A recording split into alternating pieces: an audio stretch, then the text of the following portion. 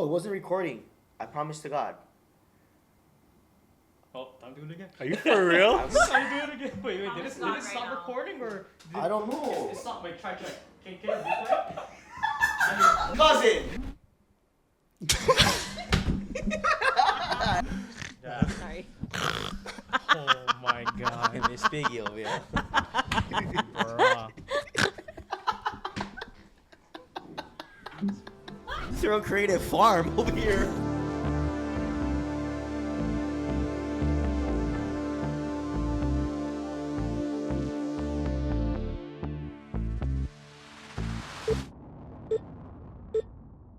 What is up, guys? So, funny thing, we just recorded an hour and a half long podcast and didn't click record on the audio recorder down there. Someone's wonderful husband. So we're back again on the What's Your Thrill podcast. We got Jeno today, and we're going to be talking about fellowship and an introduction to how Jeno got started with us, and it's just going to be good. So, Jeno, you want to go ahead and just introduce yourself? Again? Yeah. And again, yeah. I am one of the first people to join the Thrill team.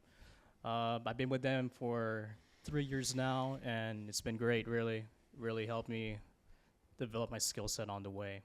Yeah, but I'm mostly behind the camera. I mostly do the photos as well as assisting and operating cameras and stuff. Cool. And yeah, filmmaking and photography really started from my love for music, because the storytelling I hear from songs from J. Cole and Logic and Kendrick, it really evolved into showing these visuals through a camera. And that's how that led up to me choosing creative media as my major when I enrolled at UH West Oahu. But after college, I needed a job. That was the first thought I have. Like, the day after graduation, I was just sitting in my room just playing games, and then after I stopped playing games, I would just look at my ceiling. I was like, man, I need a job. So I went on my phone. I saw Zion's post on Instagram saying, hey, looking to hire photographers, videographers, whatever, and then sent him a message. And then fast forward to today. Here I am. Sick. On Yeah. the first episode for Jeno on What's Your Thrill podcast. Well, I'm actually curious now. Why did you get into filmmaking? Me? Or get into this business of like doing content and marketing? Because your major is something totally different, right? You're supposed to be a detective or something. Yeah, I was You're going supposed to be an FBI agent. Yeah, Whoa. I wanted to be Security. in the FBI. I wanted to be a forensic psychologist, so I went to UC Irvine for my freshman year. At that time, I wasn't really sure what I wanted to do, and then I was just doing my general education classes, and I was I was always super interested in forensics, so I was like, you know what, I might as well do what I'm interested in. So I moved back home, and then I majored in psychology with a minor in sociology. A few years into college, I went to Bali with a bunch of friends, and while I was there, I met one of the girls there that was doing social media management, and her and I just went to go get breakfast one day, and I was she was telling me about what she does, and I was like, oh, that sounds really fun. Because at the time, I was really into social media, and a lot of my friends were into social media, so it piqued my interest. And she kind of was just telling me she was from Kauai, and she just was doing all these cool photo shoots and posting all these things for the social media accounts, and it was some of the businesses that I've seen before, so I thought that was super cool. This girl that I'm with is running their account. Yeah. And that was my first experience with that. It was kind of before it was a thing. It's kind of really popular now, but it wasn't really back then. This was early 2019. So She was the first then, huh? yeah, so she was telling me about it, and I was just oh, that's super cool. And at the time, I wasn't working. I was just obviously just doing whatever I wanted. So I told her, I was well, if you ever need help, please let me know, because I would be super interested in just learning more. So when we came back home, I hit her up again, and she's hey, I'm actually looking for someone. I was oh, this is perfect. I'm down to just learn. So I was literally getting paid $100 a month, but I really didn't care. Yeah. I was stoked. I was And at the time, honestly, like my thought process was like, wow, like this girl's making enough to give away $100 of her own money. Like that's really how I thought. And I was like, wow, she must be making good money to like just freely be giving me $100. Yeah. And so I was like just learning from her, and I was doing all her like captioning and like scheduling on like the management app. And then so that's where my interest came from. But then like when COVID hit, I don't think it was like really busy for her either. So she was like, hey, like I'm not really like having much business, so I'm gonna like have to stop. But she actually like created Sam Coulter's new business with him. Whoa. Yeah, so like she's like doing huge things, like kind of in the same market. But her and I kind of like, we just like kind of drifted after COVID because we weren't working together anymore. And at that time I was like, dang, like do I want to do this on my own? Because like I kind of learned enough to like know what to do. And I wanted to charge like $500 a month, like on God. I was like, oh, I can make bank like charging $500 a month. Yes, so. And she met Mini Grant Cardone. I'll be quiet. But anyway, so I was still in college. Like I was still on set to like be a forensic psychologist, and it was like super cool. And I was like, I'm gonna do this, but maybe I'll just do this on the side while I'm in college. And then when I met him, like quickly we started this business within like 6 months of us dating, and then after that, I was like really conflicted because I was like, dang, we have this whole business going, and it like picked up pretty quick. It was like, in my eyes, it was like really successful. And I was like, okay, obviously I'm not going to like go into forensics anymore, but I decided to finish school anyway because I was so close to being done. So I graduated, and then, I just decided to like put everything into this business. So that's how I got here. That's a cool little backstory that we didn't even share in the we first didn't. episode, right? Yeah. So. And I would say your detective background still helps with your No, job. it does. Yeah, it Working does. with like clients. Yeah. And employees, like, That's actually a crazy skill to have. Yeah. Yeah. Yeah, guys, no Can't get getting much around me. Yeah, it's- Yep. yeah, that's true. But yeah, anyway, that was just my backstory. Yeah. but And then you- I was really interested because I always felt like I had an eye, and I always tell him this.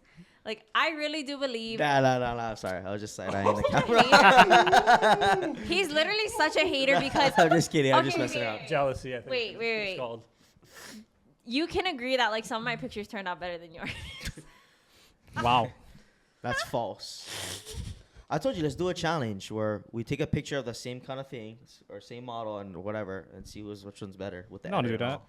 Sounds like fun. Well, anyway, guys, The I got next pretty girl good at video. photography because the way that it worked when it was just him and I, like we would go on shoots, and we're like we have to do photos and video. And so he would be doing the video, and then in the beginning, like he was like switching back and forth, and I was like, why don't I just like learn how to take the photos? And so anyway, like he kind of just taught me how to like use the camera with like the settings and all that, which I still like kind of mess up sometimes. Yeah. No. You do good. You But- learned a lot.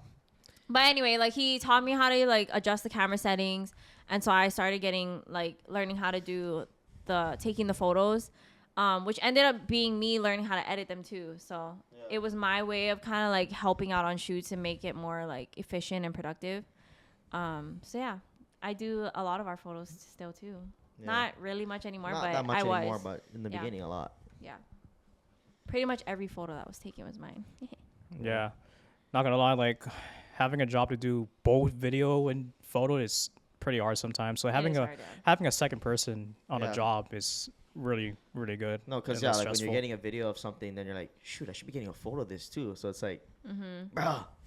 And he would Yeah. always be like, hold this. And like, I'm just sitting there like, all right, like I'm like the client communication. So I'm there to just like make sure like the flow of everything is going well. But then like when we were actually shooting, I really felt like Stanley. So I was like, you know what? Yeah. I think I was like, you know what? Put me to work. Please, don't ever be a Stanley in anything that you do. Should you, for the members of the audience that don't know what a Stanley is, can you What define is a Stanley? Stanley is really simple. It's someone that just stands there. Yeah, that's it. Where did you first hear the saying Stanley? Oh, I was a Stanley once.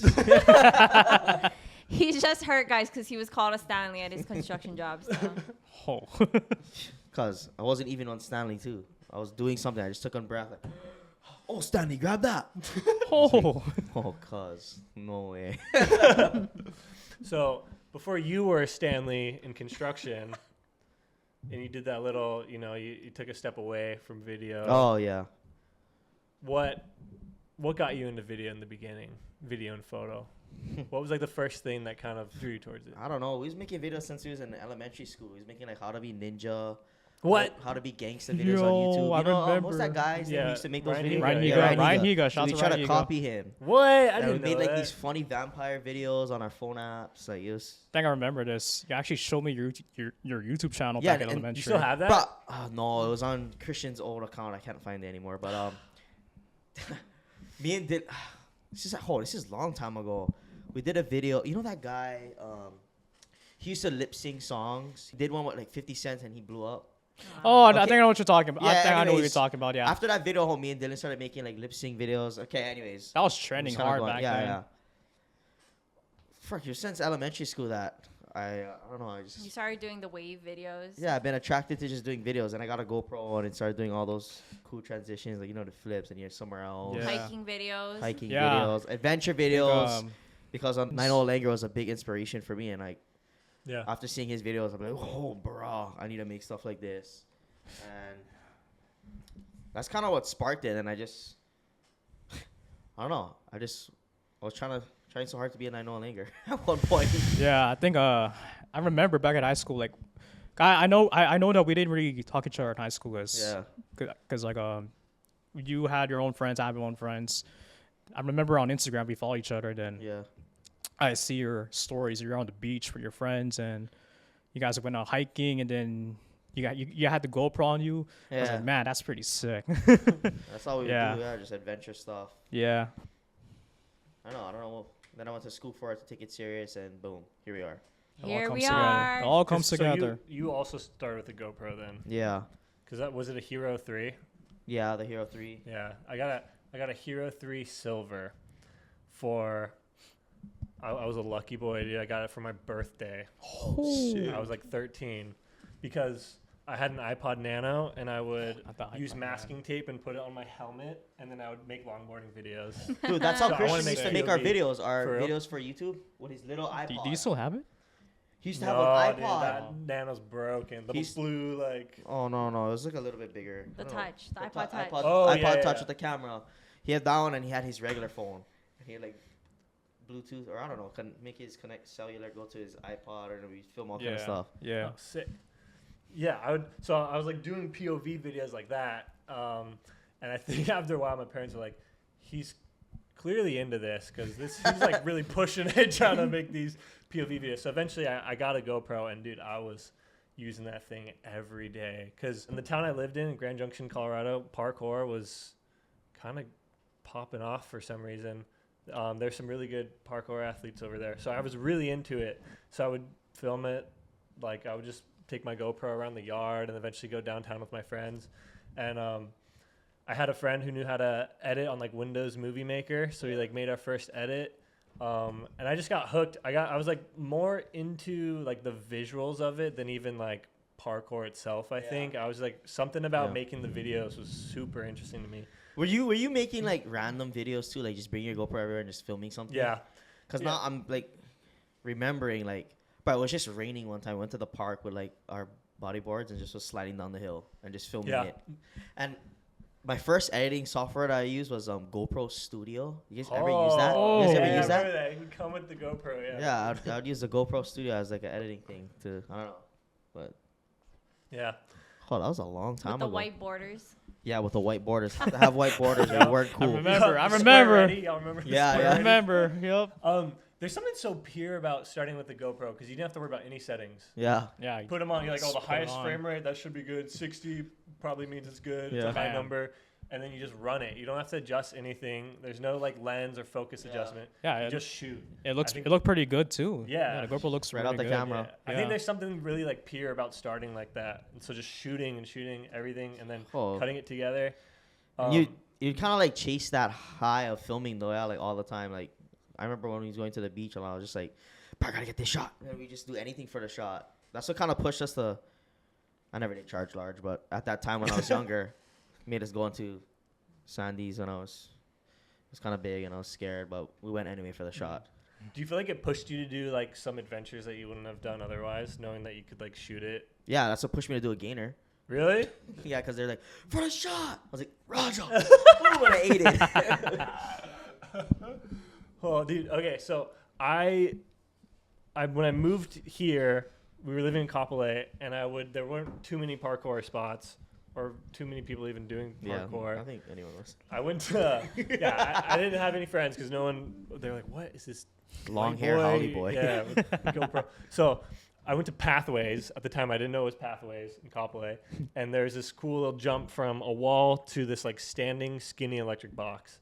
And I filmed on my GoPro, but I landed kind of light and I fell off. I'm like, I'm gonna stick it this time. I set my GoPro like it's like on the wall, and I jump to stick on the electric box, and the whole thing falls over, and I land on my back, and I run up to the camera, and I'm like, oh my god! And then I import it, and even a car was passing me when they saw it. They were probably like, oh!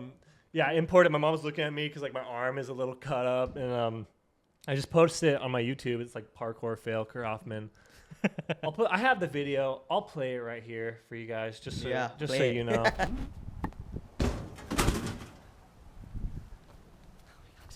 2 days later, I get an email from this like media company, and they wanted to buy it for Fail Army. So I was like, sure, and they gave me $200. Wow. And I was like, Wow. no. You're probably stoked. I was so stoked. Yeah. I made money for making a dumb video. Yeah. And here I am now making money for a dumb video. But yeah, I used that money to buy like some accessories for my GoPro, like the extension thing for the GoPro. And like, yeah, I was like, dude, the idea of like building this out and trying different equipment. I just got hooked from that. And then through parkour, I met like my closest friends that I have now. And dude, shout out Capenna. He was like, you know, in Sandlot, that guy Benny in the group who like takes the little white boy under his wing. Yeah. That was Capenna for me. And he had a cool camera he got from his sister. Little white boy under his wing, please. And then Penn introduced me to a lot of other filmmaking stuff because he torrented Final Cut. He had a T5i. Can you mention that? And then when my T3i got stolen, he gave me his old T5i. So yeah, Penn was the man. But it's weird because that route of parkour that brought me into filmmaking, that's the same route that also brought me into my faith. Because those same dudes were also going to their family's church. Yeah, I ended up going there too. So I don't know, it's so interesting how all these things just kind of like intersect. Yeah. Wow, God has such a plan. Yeah. It's crazy. When It really all goes together. It really all goes together. Yeah. Yeah, when you're in the middle of it, you have no idea, and it just forms. Yeah. Yeah, that is good. Because I remember at the very beginning, we didn't really pray at all before our shoots, but since we started praying, like I guess this past year, I think our shoots has been like drastically improving. Yeah. I think they're a lot smoother now, and I think we can contain ourselves a lot better from like things that obviously there's so much that can go wrong during a shoot, right? I mean, like we ran into so many like little things that can just turn the whole like vibe of a shoot around. But I think when we implemented prayer, like those little things didn't affect us as much anymore. We always were just able to like come back and find a solution to it. Like small things, right? Like we don't have like something that we needed, or like something's not working correctly, or like the SD card is full, or whatever it is. Like there's so many things in production that can like go wrong and like frustrate you in the moment, especially when you're under like time pressure. Just like the pressure of like getting things done. After we implemented prayer and just like working as a team, I really just saw that dynamic change in that sense of like nothing really would shake us to the point of like getting upset or like losing like our focus. And I think we found like a lot of resolution in just like leaning on God in those moments and like allowing it not to just like tear apart our whole shoot day. So yeah, that's I think, good. Yeah. But to everyone here who also does this field, like whether it be photography, graphic design, or video, just know that like not every shoot's gonna be 100% perfect, but like as long as you have faith in yourself, and then you have the confidence, you can just pull through whatever project you're working on, really. Yeah, and I think we were talking too about the beauty of praying before the shoot is you can let go of some of that pressure on yourself. Yeah. Because, you give it to God, you have faith in Him in your shoot, then the good and the bad you can give to Him. You know, the glory of what did go well. you know, in any like fears or anxieties or worries that you have, you can give that all to him. To me, I think that believing in God or having faith in God also helps me have faith in myself too, because I know I'm a creation of God, and I think He wants me to, you know, be confident in my own self, because again, I'm created by Him. Yeah. That's just my personal belief, really. I think a big thing that having faith does for you is it can kind of diminish that like comparison factor that a lot of us have, and it's natural, right? And you're never gonna run completely away from it. But I think when you know that you're in His hand and He has you exactly where you're meant to be, you can kind of let go the feeling of like, oh, like those people are doing all of these things and I wish I was doing that, or am I doing enough? Like, am I not supposed to like be doing this? Am I supposed to be doing something else? Or am I reaching all these goals that I had and all these things? But I think when you have faith in God, it can steer you away from those mindsets. And I think it's just a healthier mental set for you to have, in the sense that you know you're exactly where you're supposed to be. I want to say, like, as Zan and I came into faith, like, we would pray together, like, before a lot of our shoots, just, like, us two. But something about bringing that into the entire team right? was so different. Because it still, like, when we're praying together, like, and then we come out into this shoot, like, that overlap is still not really there. You know what I mean? Because, like, not everybody's on the same, like, understanding or, like, the same, like, mental field of, like. Yeah. And then I think a lot of times, too, is, like, you would pray and then you get into the work mode and it kind of, like, goes out the door. Yeah. So I think that's where we struggled with in the very beginning of, like, wondering, like, how can we, like, overlap our faith with our business and our work. It was really awkward. Yeah, like, it's uncomfortable because, you know, like, you're comfortable, like, praying and, like, maybe your small group or, like, with the people that you are, like, in community with at church. Yeah. But bringing it outside of that into a place that's, like, pretty serious and, like, very, like, work-based, it's kind of uncomfortable. And it took us a little bit to, like, make that big step. But I think when you came on board, it, like, made it feel really, like, normal, and it made it feel like a really safe space because, like, outside of this we had the same understanding, so, like, why could we not bring it all together? And I really do remember the first time we prayed before a shoot, and I remember it was kind of awkward, like, the first time we were like, all right, so like, I'll pray, like, sure, yeah, like, let's do it. But I remember that shoot feeling so smooth, and I just, like, I think ever since then, like, we make it a thing to, like, pray before every meeting, pray before every shoot. And I think what it also does is it just takes away, like, that pride of, like, we're here because we got ourselves here, but really, like, God allowed us to be here, so let's do it. And in that, reminding ourselves to even just be a light to the other people around us, you know, like, people that we're working for or with, whatever it is. Like, when you pray before, you go into it with this mindset that, like, hey, like, I'm a light of God, and my actions need to, like, accompany that, you know?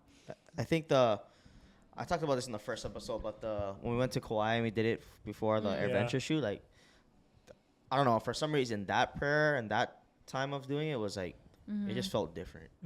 Yeah. I could, like, feel the Holy Spirit kind of, and, like, sick. I felt like this peace just, like, boom. And I was able to, like, just do everything. I don't know. I went on the plane with myself. It was just cherry. I don't know. Yeah. It's different. Yeah. Yeah. And in every episode we've done so far, prayer has been a big topic. Yeah. Like, it's like, we keep bringing up prayer. But it's also because it stemmed from that, and then everything else came after that. Like, it turned into, like, our own little, like, community of, like, safe space, and just, like, it became a little Bible study for us too. Like, I mean, work is basically group and work at the same time. It's just literally these two right here, man. I'm, like, working in here sometimes, and, like, these guys are just going off on, like, the Bible verse they just read, or, like, the story that they just read, like. And it's good. Like, don't get me wrong. Like, it's really good. But, like, sometimes I'm like, we working or, like, we in Bible study right now? Like, these guys would just, work. Like, they will always just be, like, talking about it. But honestly, like, it's so good because it created this, like, almost like a Bible study where we can all, like, help each other and push each other to be, like, better and stronger in our faith. I'd be editing photos and Kurt and I just talk about Bible verses, and then that'd be, like, my background music for the day. Sick. I mean, it's very cool to have. It's been cool to see like kind of you transition into being more open and more vulnerable too. And I think that's what we were kind of touching on like before we had to re-record.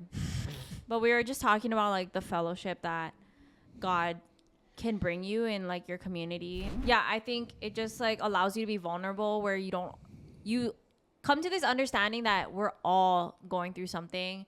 We've all been through something, and we don't have to put on this like facade that like our life is like completely put together. So I think just having that understanding in your friendships and in your community, like I think it just relieves a lot of the pressure and the tension that the world puts on us these days to have it all together and have, you know what I mean? Like make like your life is so like perfect and good. And I think that's one thing that like social media has really like brought on to people is like you only see the good, but you can find yourself comparing yourself to those people that, you know, like I can admit it, like I'm not gonna post all like my like bad things that's happening or like the hardships that I'm going through on social media. Like you really only see the good in people's lives. And I think you can often find yourself just comparing yourself and wishing like you had that or like whatever That's it so is. true. And so I think when you come to this understanding and this place of like, wow, like when I joined small group, like I really realized like everybody's going through something, you know? And I think when you realize that, one, you are more compassionate towards people because you don't have to hear it from their mouth to know that they're going through something. And two, it allows you to break down that barrier on yourself of like, wow, I have to uphold myself to like really show that I'm like all put together. And you can let go of that feeling of just having to be perfect. So Yeah, that's super good. we really just wanted to encourage everybody, like no matter what type of work you're in, if you work a job or if you have a business, like the pressures of the world can come crashing on us at any moment. And I think it's just a good reminder that you don't have to take all of that on yourself. And especially with Zion and I, you know, like owning this business, I think in the beginning, like the highs felt very high, but the lows felt super low, right? Because you're taking all the glory, then you got to take the fall too. I think allowing ourselves to give that to God.